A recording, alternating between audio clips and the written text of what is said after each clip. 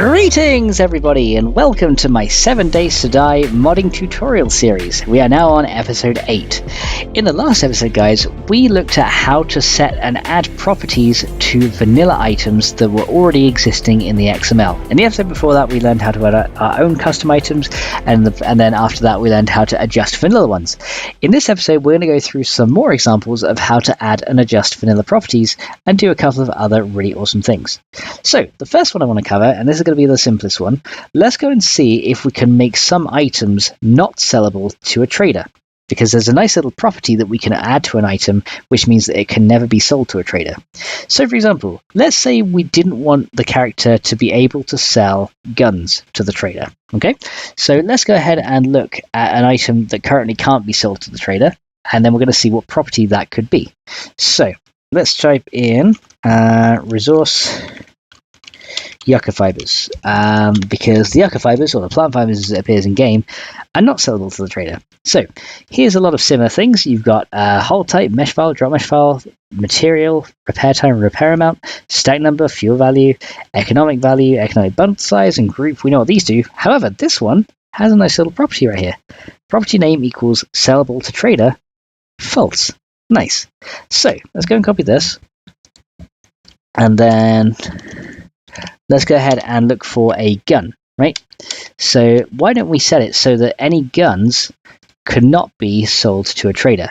So that's the admin pistol. We don't want that one. We want the regular pistol. Let's see here, including and we don't want it to be a tool. But let's just say any guns, including bows, cannot be sold to a trader. Okay, so currently you can sell a pistol to a trader. How do we make it so that we can come into here and add, as you can see, we've got a lot of properties, but how can we add this property to the end? How could we go ahead and append this? Well, I just said it, append.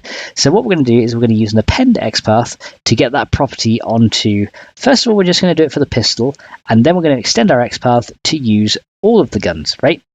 So let's go ahead and do it. So this is going to make guns not sellable to traders.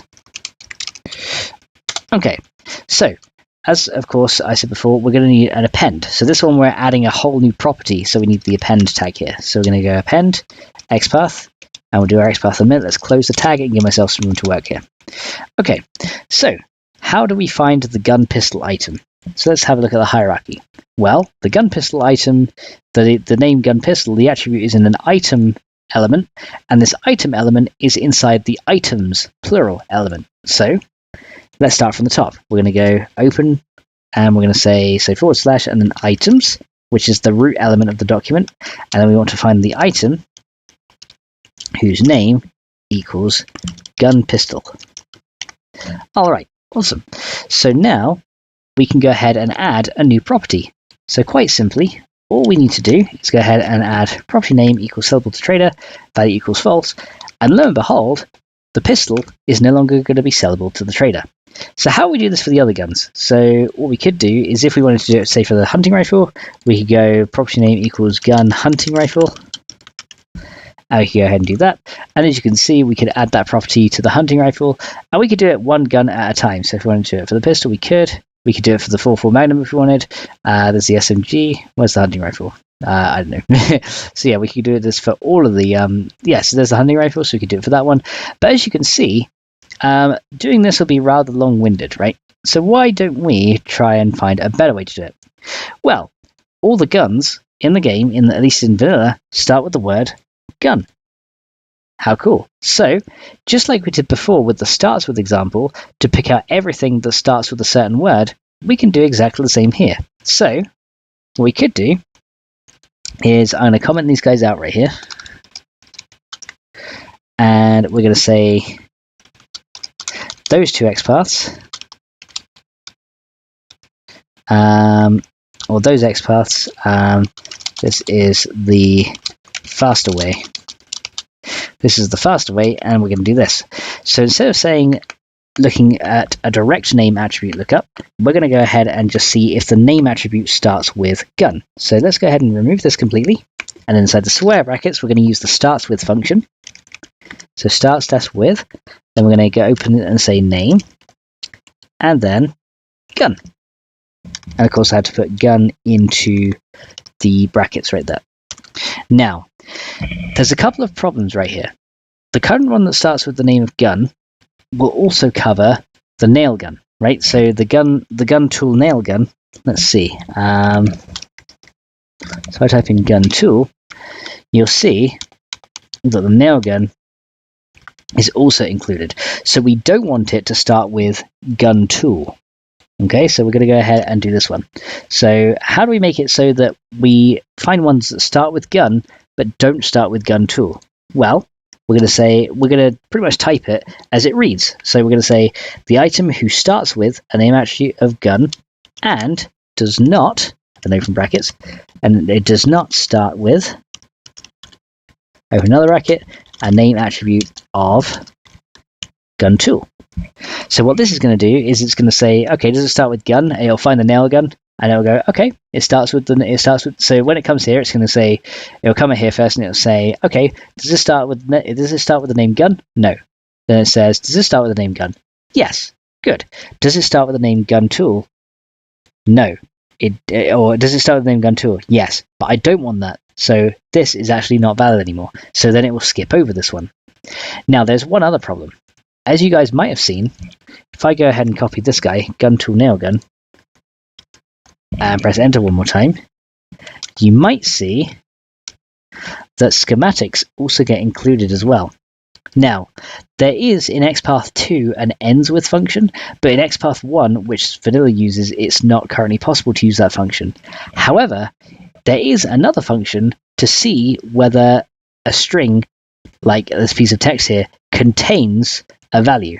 So we can look to see if this contains the word schematic anywhere in the thing. And to do that, there's another XPath function that I'm going to introduce you to called contains. So now to say that we don't want it to target schematics, because the word schematic appears on the end of everything, we're just going to say again and not, but instead of using starts with this time, the function we want to use is called contains. And what contains is essentially contains is just like starts with, but instead of looking at the word from the start, it looks at to see if the word will appear anywhere within the text. So now we just want to say, and it doesn't contain a name attribute, and it doesn't have the word. So this right here says, this whole line right here, to sum it up in layman's terms, says the name attribute doesn't have the word schematic in it.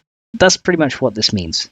So now this will go ahead and target all the guns that aren't a tool and aren't a schematic, and then set them to not be sellable to the trader. So why don't we go ahead and save this and go to a trader in game and see if we can actually sell a pistol. So I'll give myself a pistol and we'll go ahead and see what happens. So let's try that. Oh, and there goes my coffee cup. I seem to be having a habit of knocking over cans and cups, don't I? Okay, continue game, tutorial world. So yeah, I hope the properties and stuff that I'm trying to explain to you are coming out as clear as possible. Of course, if you do have any questions about the XPaths, as I know they are starting to get a little bit more advanced with like some cool functions and things, if you do have any questions, don't be shy, just ask, and I will do my best to explain how it works. Because I know sometimes it's not always possible to explain everything in a video, and sometimes more examples are needed. So if you do feel you need more examples, then go ahead and ask, because there is no problem with asking some questions. So we didn't get any XPath errors, so that means our XPath did apply somewhere, which is good. Let's go creative mode, and let's go and find a pistol. There you go, so gun pistol. Oh, quality 6 one. Look at that. But look, as you can see, no sell price. However, how about the pistol peak schematic? Ah, that still has a sell price. Nice. And the pistol schematic itself still has a sell price as well. Look at that. So we can still sell the schematic, but unfortunately the gun has no sell price. Oh dear. Well, that sucks. So yeah, it looks like we can't sell our guns to the trader anymore. Well, there you go. Yeah. But yeah, that's how you would make guns not sellable to the trader. It now says no sell price, and no matter how much you try, no matter how much you cry, you won't be able to sell it to the trader. It also affects the gun parts as well, because the handgun parts and all the other gun parts start with I think they start with gun tool or gun parts. So this also affects these as well. So guns and gun parts can no longer be sold to the trader. which is pretty cool. So yeah, scrap and advanced weapons to acquire these items and use them to craft new items, but you can't sell them anymore. So that's how you would remove the ability to sell all the guns to the trader. Now, of course, you can do this with any items you like, either individually or in a group, like I just showed you how to do. So have a little fun and experiment with that. Now, the other thing we're going to try is, wouldn't it be nice if things melted faster in the forge, right? That would be very, very nice. There is a little property that we can use to do that. So what we're going to do is we're going to have a look at one such property. So let's go resource, and then we're going to go scrap brass. That's probably the best one we can do. So resource scrap brass has actually has some property of tags, which we haven't seen before, but don't worry, that's not really going to affect anything. You'll see that in this one, there's this guy, property name equals melt time per unit, value equals 0.4. By default, this is valued 1 if it's not assigned, and this says how many seconds does it take to melt a piece of scrap brass? And it takes 0.4 seconds. But what if I wanted to go ahead and change it to what if I wanted to go ahead and change any scrap resources to melt faster? So brass, lead, and iron. Right? So those are the 3 scrap metals. Wouldn't it be nice if they all melted faster? Well, we could go ahead and do it. All we need to do is append melt time per unit to the ones that don't have it already. So we don't need to do it to scrap brass, but I want to do it to scrap lead, because that doesn't have melt time per unit. And then scrap iron as well, I believe, does not have melt time per unit. Let's go and check. So scrap iron, resource nail, unit iron. Okay, let's go down here. Resource scrap iron, here we go. Wait, that's a bundle. Resource iron fragment, here we go. So the scrap iron right here, as you can see, it does not have a melt time per unit. So there's 2 things we need to do. The first thing we need to do is add a melt time per unit property to it, and then we can use a set attribute XPath to adjust all 3. So let's go ahead and do that. So let's go ahead. Oh, there's my my master list of stuff I want to cover again, which is cool, so you might get to see some more. So let's go ahead and do this. This will make scrap iron, lead, and brass melt faster in the forge. Okay, so first of all, we're going to add the melt time per unit property to scrap iron and scrap lead. So we're going to go append Xpath equals. So we're going to go items, and then we want to find any item who is called, and we're going to use a direct lookup for this one, resource scrap iron, or whose name equals resource scrap lead. All right.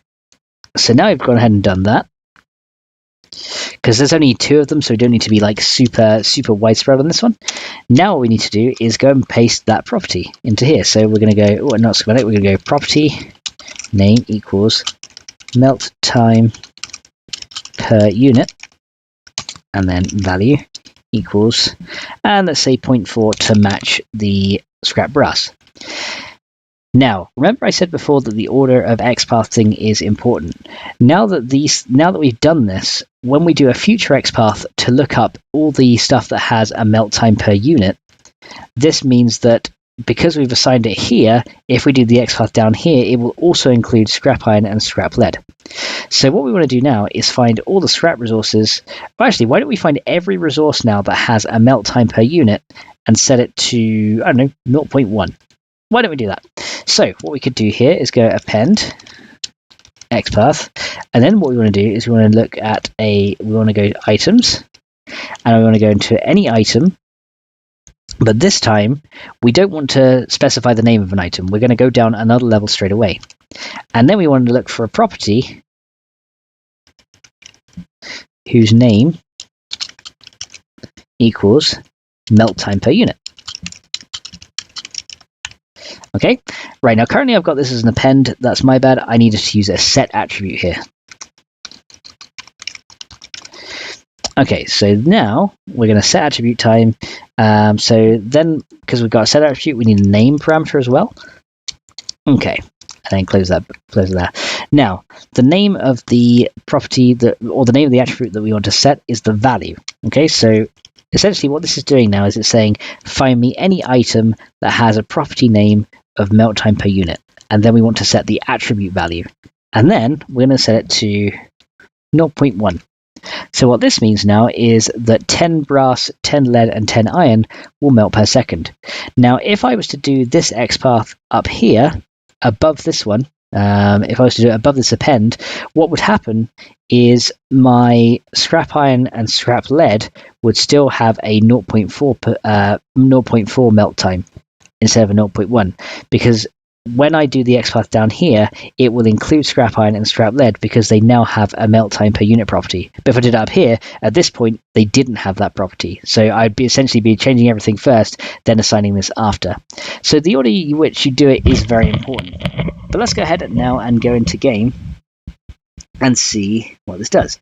So let's go ahead and come down to my Steam again, and then let's launch game. All right, so come into here. And then we'll launch the game again, and then I'll show you now that stuff in the forge should melt really quick. As long as it has a melt time per unit property specified. If it doesn't have a melt time per unit property specified, it will still melt at the speed it would usually melt at. However, I'm not too worried about that. I just want to show you this based on the examples. If you just wanted to target it to the scrap units, though, you could look for the item that starts with name of resource scrap, and then it would only apply to the scrap units instead. But let's go and have a look. So where is my forge? There's my forge, right there.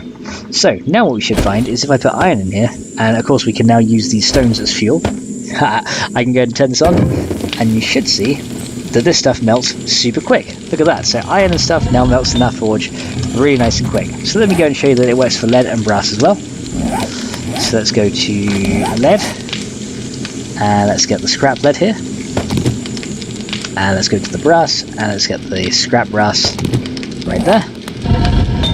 Alright, so we're going to go ahead and add this, and you should see, oh, I didn't want it to go there, I want it to go in here.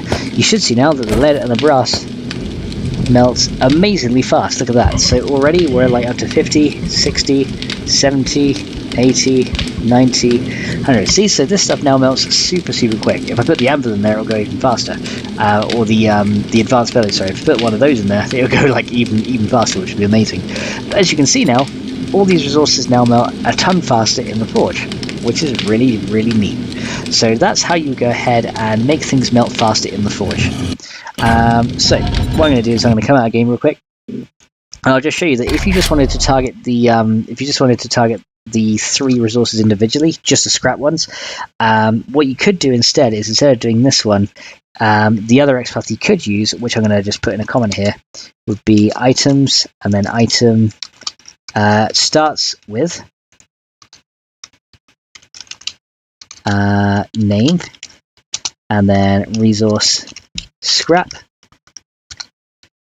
and doesn't start with, so not starts with name, or actually no, doesn't contain, so let's use the contains on here, and it doesn't contain the bundle.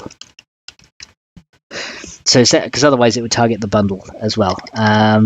So this XPath here,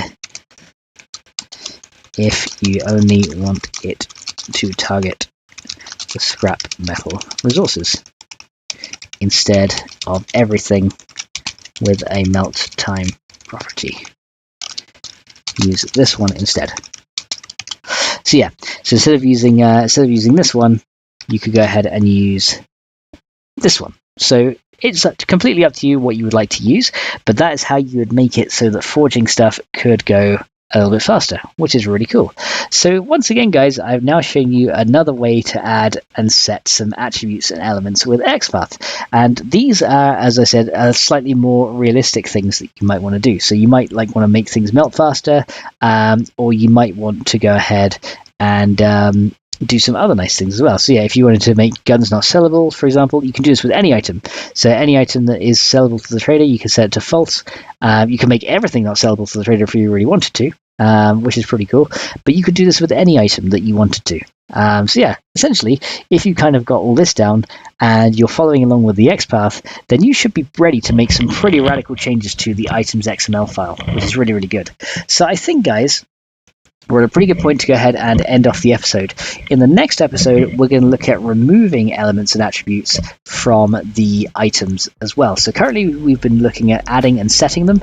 In the next episode, we're going to look at removing them, just so you have some examples of how that would work as well. Because I currently haven't done any remove or remove attribute examples yet, and I do want to go ahead and do that. But for now, guys, I'm going to end it off here. So thank you guys so much for watching, and I will see you guys in the next one. So until then, bye!